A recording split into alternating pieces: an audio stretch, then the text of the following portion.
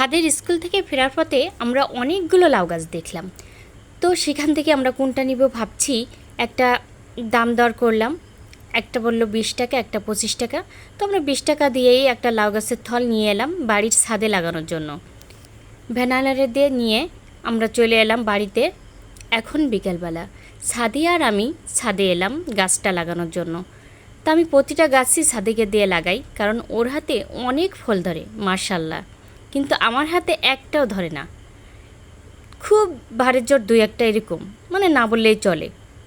তো আমি ওরে দিয়েই গাছ লাগাই। এখন গাছটা লাগানোর পরে সুন্দর করে মাটি টাটি দেওয়ার পরে পানি দিয়ে দিব। আমাদের বাড়িটা কমপ্লিট হয় নাই, তাই আপনাদের দেখাইতে পারতেছি না। বাড়িটা কমপ্লিট হলে অন্য এক সময় দেখাই দিব। আর আমাদের ভিডিওটা ভালো লাগলে সাবস্ক্রাইব করতে ভুলবেন না। আপনাদের ভালোবাসা দিয়ে লাইক কমেন্ট করতে ভুলবেন না।